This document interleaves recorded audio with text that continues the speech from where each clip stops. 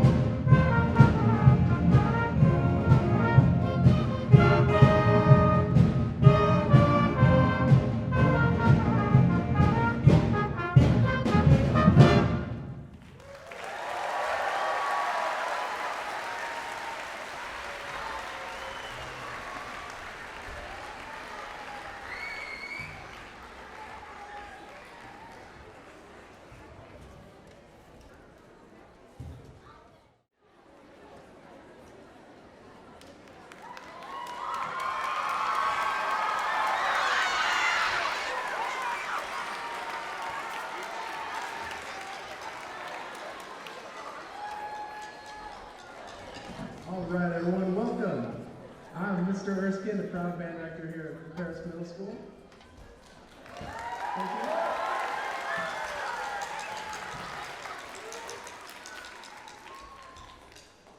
So, since the very first day of school, our students have been working super hard to prepare this concert for you. Each band has 2 spooky pieces that will absolutely terrify and impress you tonight. This year we have around 210 students in the band program, made up of 5 bands. That first band you just heard is our 0 period bands. They're our pet band, also known as Wind Ensemble. This band's pretty unique in that it's the only band that meets before school. It's our zero period, so all the students in that band get to have a second elective. So it's kind of a fun option. 6th grade parents, next year, if you have a student that doesn't mind waking up early, it's kind of a fun band. It's also the only band in any middle school in any state in the entire country that features a guitar player. I dare you to find out. How about a round of applause for Hiromu, by the way?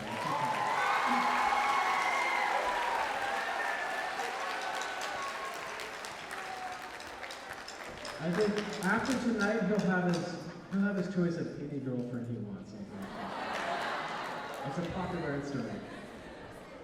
The band in front of you right now is our Symphonic band. This is our 6th grade band. It's the largest symphonic band I've had since, I don't know, the year 2013 when I kind of first started here. These are all our 6th graders.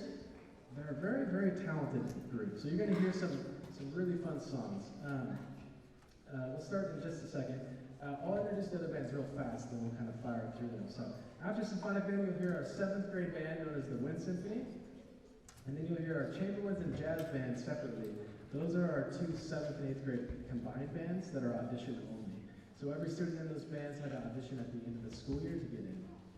And then finally, we'll end with a little combined piece with our zero period and our jazz band. Before we get started, thank you for all of you guys for coming and supporting us. Also, thanks for returning parents who helped with our fundraiser last year. We raised around $43,000 for our program last year, which sounds like a ridiculous amount of money because it is, but it helped us do so many things. We bought music for all our concerts, including most of the songs you're going to hear tonight. A lot of band directors just recycle the same songs every year since like I was a kid. That's boring. We do like new stuff. You're going to hear a lot of really interesting modern stuff tonight. Last year we were able to fully pay for like, I don't know, almost 200 kids to go to a music festival, including going to Knott's Berry Farm afterwards. It pays for all of our buses, which might be the most expensive thing of all. That's my little Elvis down there. I'll introduce him later. Every single student has a band shirt this year for free, a free method book. We also have a videographer filming our concerts because we can pay for them through this money. And then we got to do some fun things. We had the principal clarinetist of the LA Philharmonic come last year and do a workshop with our students. That's a pretty unique experience. So that's a lot of stuff. Now we have to start all over because we're broke, people. It's time to start again. We're going to do things a little different this year. Rather than do the snap raise, we're going to have you do direct donations to our band accounts. So on your program, there's a QR code. Feel free to, if you're feeling the love, scan it, and then you go to the section that says band donation. You can write in whatever you want. You can do it now, you can do it later. You can forward it to family members. What was nice about last year is extended relatives helped and all that stuff. So feel free to share it. I can share a link with you later. Last year we raised on average $200 per student. That's how much we raised to this. You don't have to feel obligated to do that much, but anything definitely helps out with that. With that said, let's get into this concert. We're going to start with our symphonic band. They're going to start with a piece called Creature Feature.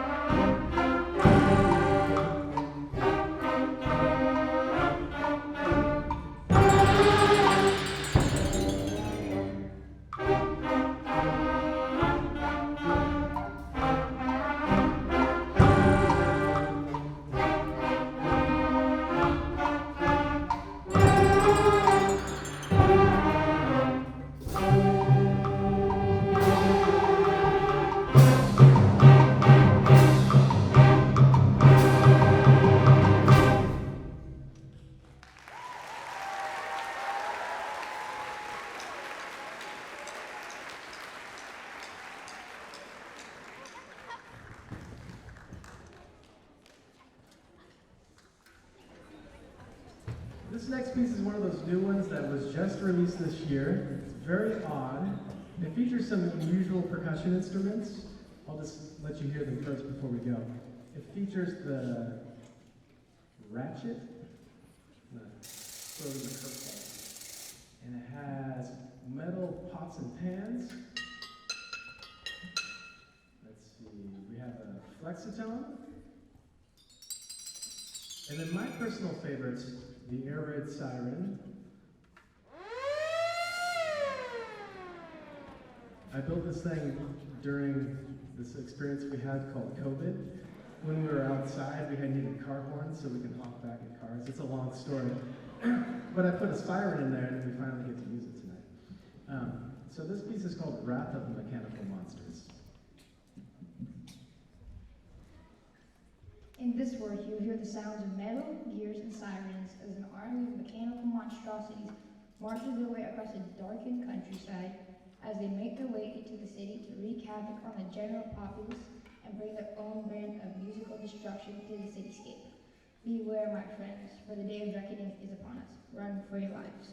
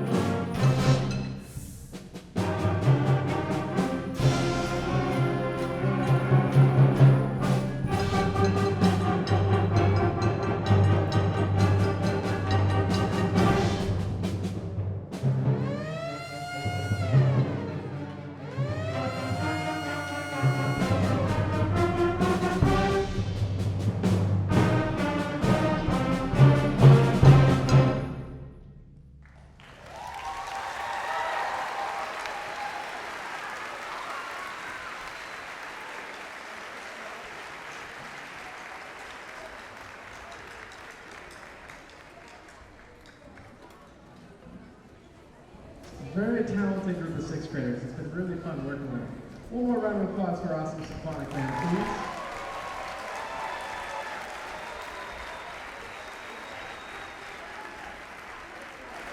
We're going to have our wind symphony come up next. Give us 1 second to reset the stage.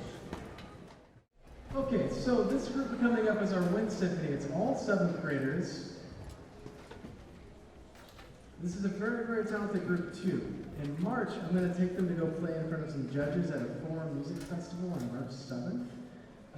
This is a festival where we're going to practice 2 songs for about 2 or 3 months. We're going to perfect the songs as best we can and go in front of the judges and see what they say. It's kind of nerve-wracking, but it's a really good experience for the students. And at the end of the day, they'll be awarded some sort of prize, either a merit or a bronze or a silver or a gold. So we'll see how they do in March. Already they're doing very advanced music, so I think they're going to do very well. We're going to start with a very weird, unusual piece. Are you guys set? Okay, if they are ready, we're going to go ahead and just, one more thing. We're going to have an introduction. Come on up. Brace yourselves, people. This one's weird.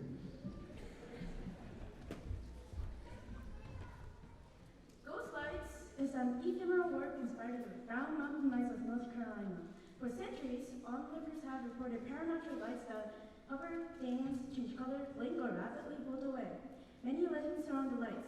One legend holds that the lights are the spirits of Cherokee and Catawba maidens searching the mountain for their husband warriors who died in battle.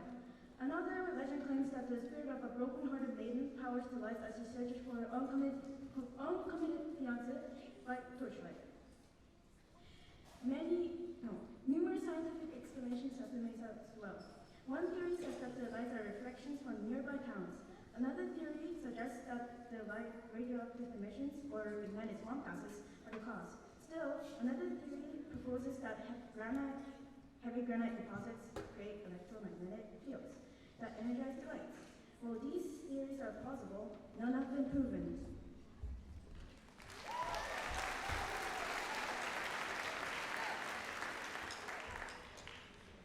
We can just get a little mood lighting for this piece.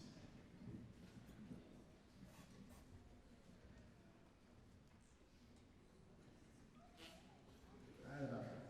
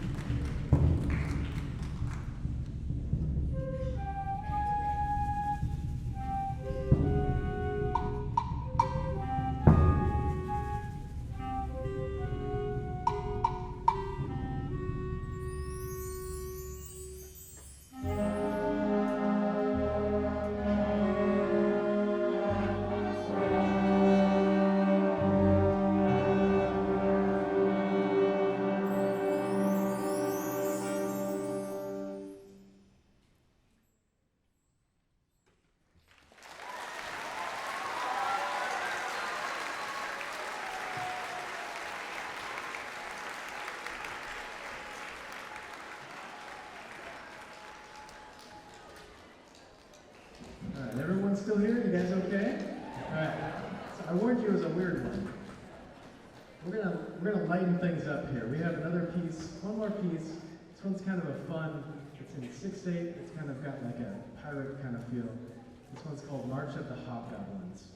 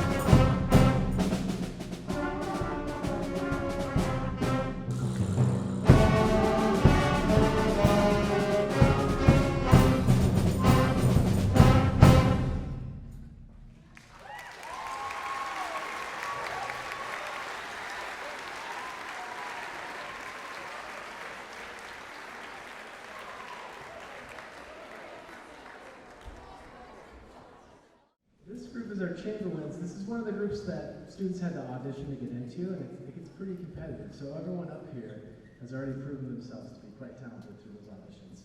This group has also already performed once already, at least most of them. All the 8th graders back in September went to Disneyland to do a soundtrack recording session where they got to go into a recording studio and work with a clinician for 90 minutes, where they basically treated them like recording studio musicians. So they put on a Disney scene, and then they got to sight read music just like professionals would. So it was a really, really exciting experience for them. So they're already pretty good readers to be able to do that. This group will also be going to festival in March, as well as the jazz band. So we're going to start with a piece called Haunted Trilogy. This is the first time we've ever performed it live. That COVID thing I was talking about one year, we did a virtual concert, and it was actually a pretty cool concert if you've ever seen it. It's on YouTube. This is one of the songs that Chamberlains did, but everyone recorded their tracks separately, and I pieced it together, and we made a video out of it. But I've always wondered what this would sound like if we played it live in front of an audience, so here we are. This one's really cool. It features 3 short little pieces, so you can hold your applause in between. We'll just keep them rolling. This is called Haunted Trilogy.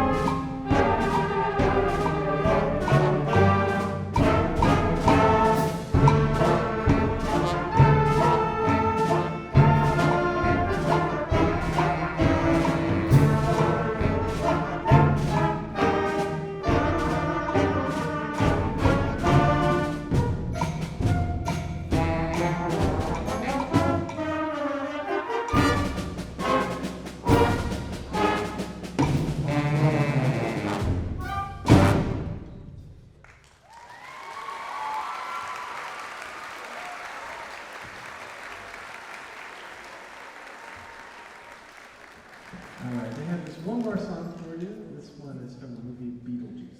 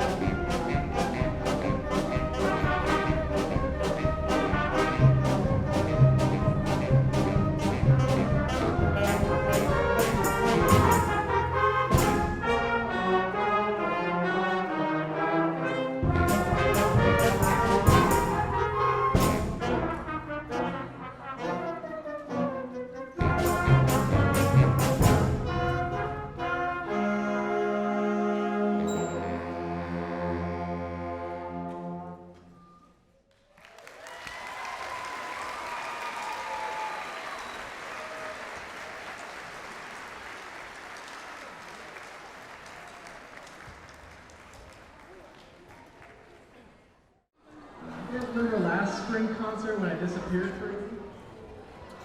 Well, that was because little Elvis was born 6 months ago yesterday. This is Roy.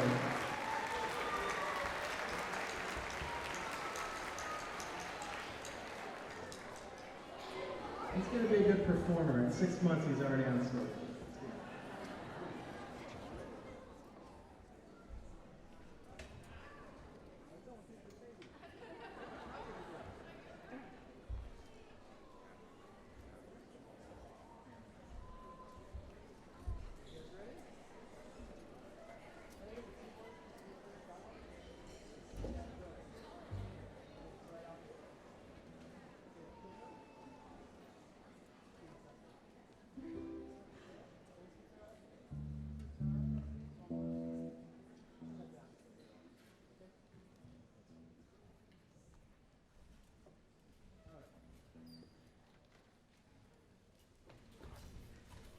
Next group is our jazz band.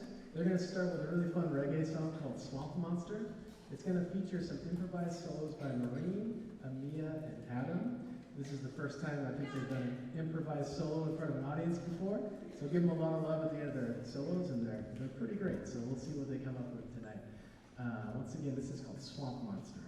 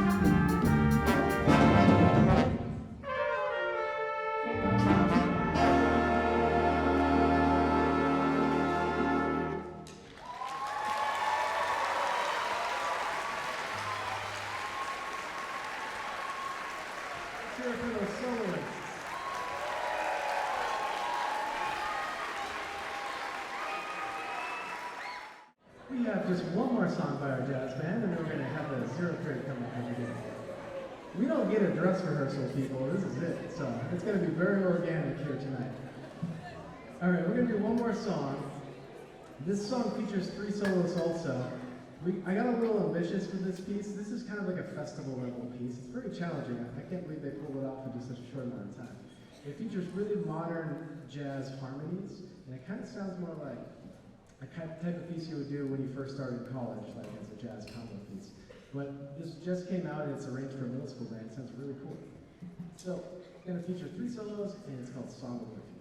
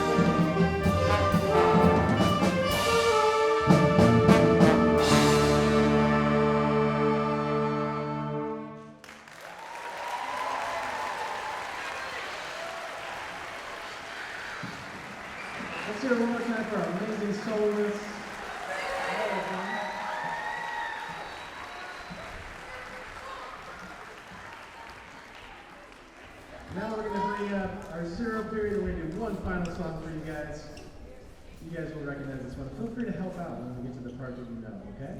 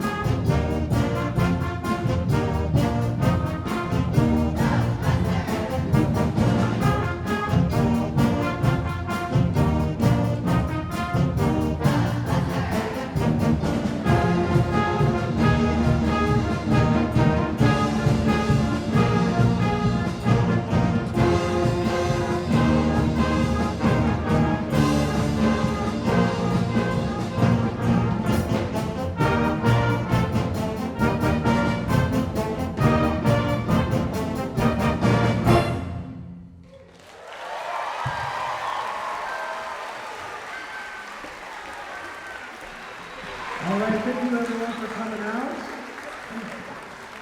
To find your child, it gets a little crazy. We'll send them all out to the grass and you can meet up with them out there. Percussionists all know that they have one duty, that's to put away something. So percussion parents, just be patient. But you can meet your wind players outside right away. Thank you so much for coming out, guys. Let's hear it one more time for all our amazing performers. Thank you so much. I'll see you guys at the River